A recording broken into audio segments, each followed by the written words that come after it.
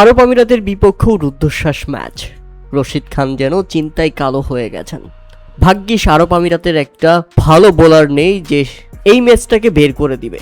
তাই তো এ যাত্রায় বেঁচে গেল আফগানিস্তান এবং এবারের টি-20 বিশ্বকাপের সেমিফাইনাল খেলতে যাওয়া রশিদ খানের দল প্রথম ম্যাচে জয় পেয়েছে। তবে এখনও তাদের আশা টিকে আছে, কেননা নিউজিল্যান্ড হেরে গেছে দক্ষিণ আফ্রিকার বিপক্ষে। উল্লেখ্য, প্রথমে ব্যাটিং করতে নেমে নির্ধারিত 20 ওভারে 9 উইকেট হারিয়ে 160 রানের লড়ুক সংগ্রহ দাঁড় করায় আরব আমিরাত। দলের হয়ে সর্বোচ্চ 48 বলে 68 রানের ইনিংস খেলেন শোয়েব খান। আর যেভাবে ব্যাটিং করতে নেমে ইনিংসের দ্বিতীয় বলেই আউট রহমানুল্লাহ গুরবাজ। তাতে দারুণ শুরু করেছিল আরব আমিরাতের বোলাররা। তবে সেখান থেকে আফগানিস্তানকে চাপের মুখে ফেলতে দেয়নি ইব্রাহিম জাডরান। এই ব্যাটারের দুর্দান্ত 50 রানের একটা ইনিংস ভিত গড়ে দিয়েছিল আফগানিস্তানের হয়ে। তবে তারপরও শেষ দিকে এসে ব্যাপক চাপে পড়েছিল আফগানিস্তান।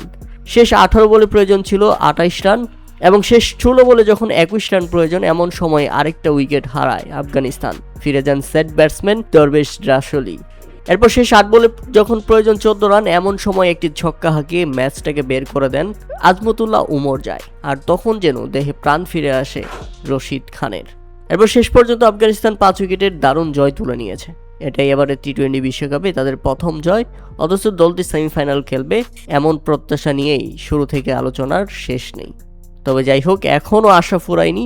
পরবর্তী ম্যাচে নিউজিল্যান্ড যদি কানাডার কাছে হেরে যায় এবং আফগানিস্তান যদি নিজেদের শেষ ম্যাচে কানাডার বিপক্ষে জয় পায়, সেক্ষেত্রেই কেবল সুপার 8-এ খেলতে পারবে তারা।